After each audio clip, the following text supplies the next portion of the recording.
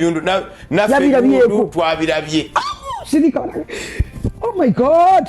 Never nanga kanene. Musumba bugumu naffe yabitwa. Nyaba sawo ngo bayekina. Nga yabadde makire. Tokinya. Na yengeri omusawo kyakapako obuganga n'okukikuuta. Nenga musumba ali bwati. Ate bamugambirawo tebagenda kitunga paka nga bamaze kikamulamu obusagwa n'obuganga okumala wiiki namba ndowooza wiiki gwako lwaleero.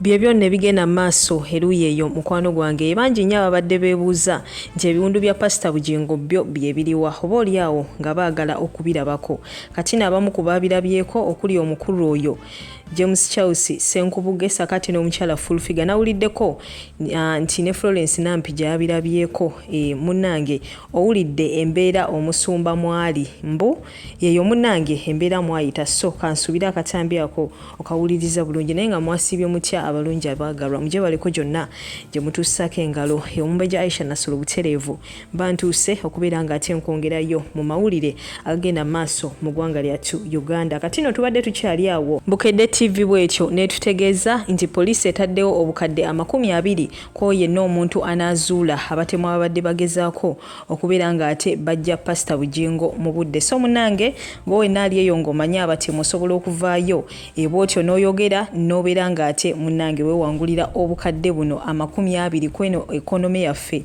eya Uganda nga naawe mukwano gwange bw'ogitegeera si byangu naye nga byebyo ate era ebigenda maaso eruuyi eyo so nga ate era tubadde tukyali awo ne wabeerawo ate omukulu omu ategerekeseeko nga Sudiman mu katambi kengenda okubeera nga ate nkulekerako mu ddakiika ntono nnyo tubeere nga ate tweyongerayo omukulu ono avuddeyo bw'atyo n'atutegeeza mbu Pastor Bujingo ye kennyini nga yeekobanye ne General Muhoozi be bagenda mu maaso n'okubeera nga ate batta eyali driver we Richard mbu Pastor Bujingo bw'atyo ye yatta omukulu ono era mbu ekyamasasi kyo bakiteekawo oluvannyuma nga kyakwekwasa naye mbu omukulu baali baamunyize dda so ankulekereko akatambi kano n'oluvannyuma tweyongereyo mukwano gwange.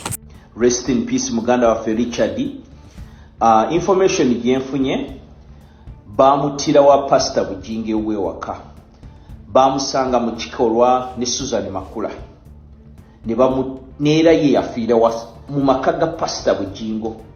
Pastor Bujingo n'akubira Muhoozi Kanyerugaba bwe yamukubira Muhoozi Kanyerugaba na instructinga major omu akola ku tiimu ye okukola clean up mission neera omulambo ne baguteeka mu mmoloka ya Pastor Bujingo ne bagivaako emabega mu mmoloka eya Primo ne bakuba amasasi mu bbanga nga balaga abantu nti emmoloka ya Pastor Bujingo baagikubye naye ng'omwana baamutidde wa Pastor Bujingo baamutta ssaawa nga 12 ez'akawungeezi.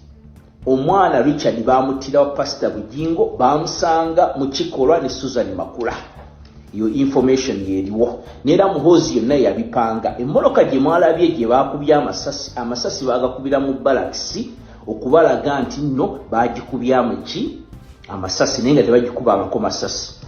Vidiyo eno n'ekirala Muhoozi alina mission ey'okutta General Kayindo Tafiire ne basipiika be baawadde emmoloka abaali babaddeko basipiike emmoloka ezo muzizzeeyo zirimu obutwa Muhoozi agenda batta especially Moses Kigongo ne General Tafiire Muhoozi Kanyerugaba agenda batta. That is next mission. Ennaku z'omwezi nga 6 2024 guno omwaka batemuwuliza bintu bino mugenda kubanga muli bafu mwe mwenjogedde mission eddako. Byebyo nno mukwano gwange tetumanyi oba birinako obujulizi oba ddala abikakasa oba yabadde ayogeramu byogere Katonda ye munnange yasinga okubeera nga ate amanya. Jjukira nti okuva ensonga zinene we zaatuukawo bingi nnyo ebigenda maaso n'okubeera nga ate byogerwa. Bantu bangi nnyo bavaayo buli omu n'ayogera kati nno nga mu ebyo ebyogerwa mwe muli propaganda mwe muli ebituufu kwegamba mulimu buli kimu kyotayinza na kubeera ng'otegerekera mu kiseera kino kizibu nnyo okwawula ekituufu ku kikyamu ku ebyo ebigenda maaso n'okubeera nga ate byogerwa ku mbeera eyo eyaliwo olw'ensonga nti bantu bangi nnyo abavaayo buli omu n'ayogera kyasanze so Katonda yasinga okubeera nga ate amanya era tukkiriza nti lumu amazima gajja kubeera nga ate tegeeyoleka ku bino ebyagenda mu maaso ebituufu okubeera nga ate munange bituukawo. Naye nga ngenda kubeera nga ate nkulekirako akatambi ka Mr. Bean oba abamu gwe bayita Uncle Bean. Omukulu ono munange naye bwatyo avuddeyo n'ayongera okubaako ate ebibuuzo byasoya Pastor Bujingo saako n'okubeera nga ate ye ayina ensonga oba oliawo zagenze mu maaso n'okubeera nga ate atutegeeza ze tubadde tetumanyi. Akuddira mu luyimba taluwoomya, ngenda kuba ate nkulekirako akatambi ke. Naye munange omwekkaanye era otuwe endowooza yo wansi awo ate mukwano gwange mu comment section byonna ebigenda mu maaso naawe byowulira eyo nga ffe oba oliawo tetunnabitegeera osobola okubeera nga ate obitutegeezaako wansi awo ne tukubaganya ate ebirowoozo. Ngenda kuba nkusiibula essaawa eno yennyini nkwebaza ojjeekuumirako subscribing gwe ate naba mukwano gwange tekaka kadde olimo okubeera nga ate o missing out updates. Goodbye for now, toseetuka. Omusawo buli kyakukolako mukirikodinga lwaki? Bw'olwala covid buli mpiso gye bakuba mwagirikodinga? Tesaagirikodinga kubanga tewali bammanja Obujulizi. Lwaki tolikodinze kati gwe n'otuwa video ng'oli mulwadde mu mugongo?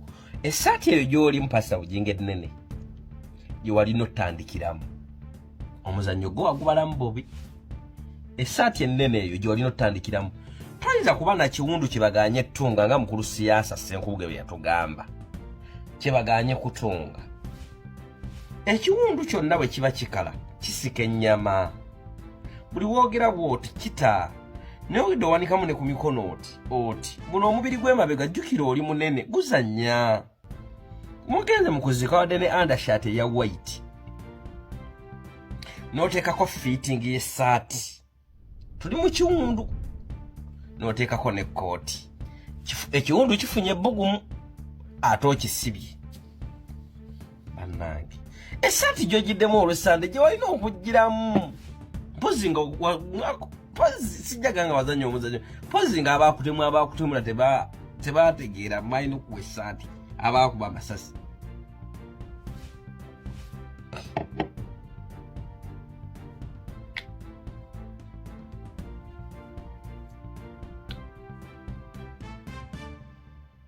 Badde nsaba Pastor Bujingo oweeyo amasimu g'oku poliisi gonna mukwate essimu ya Richard mugiweeyo nayo. Poliisi onoonyeza amasimu ga Pastor Bujingo babawe n'amaloboozi gonna. Mpozi alina essimu eya bbulaaka entono y'amapensa. Muyinza obutagifuna ddoboozi mpozi naye muyinza okunoonya gwekubidde endowooza. Essimu eyo gye muyina azibawe mugikebere emyezi 2 emabega. Kale mukebere gwa 11 ne Desemba mugenda funa omutuufu eya Richard.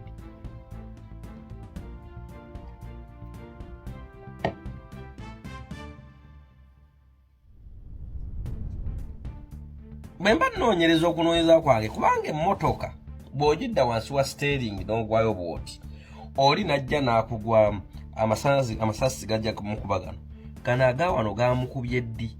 Bwe baamukubye amasasi ga wano ate n'abuuka n'akugwako kubanga essasi bwe baggakuba n'abiri oba olina kunogoka bunogosi n'ogwa. Ate akugwako n'akufiirako bw'ati nga bw'atugambye nti omusaayi gwali gunnyogoga ng'amaze owola. Bwe yaggwako bw'ati kitegeeza omusaayi gujja kukulukuta kugende ne wansi wa steering wenna otutobala omusaayi. Akantu ke bakulaze wano n'oga nti baali bakubye empiso mpitirivu nnyo baali bakuleetedde essaati endala.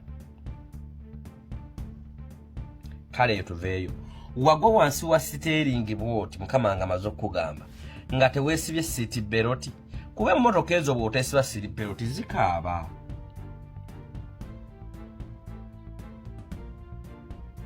Yamba poliisi naye kuyambe n'enkomawo. Labye omukulu w'amagye omu ku mukulu mu magye Kakano ng'agamba ba deploying security erigguluggulu. Kiki ekiba deploying ab'amagye kuba civilian nena banja nga wali prime minister ate prime minister naye muwaawo ab'amagye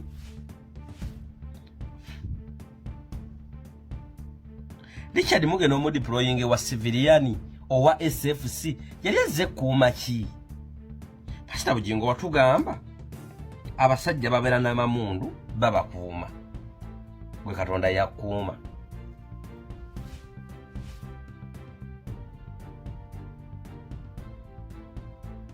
ekiswaza omugagga kusesemantula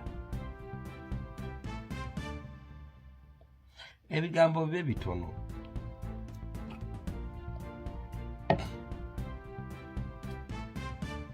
osobola okuba na buli kimu nekikugaana okudefendinga osobola okuba na buli kimu nekikulemerera osobola okuba ne muntu osobola okuba ne connection osobola okuba ne sente osobola okuba ne TV osobola okuba ne buli kimu nga kiri mu ngalo zo bwekiti akantu katono bwe kati nekakulema okudefendi nekakuva mu ngalo nekakuyisa buli kimu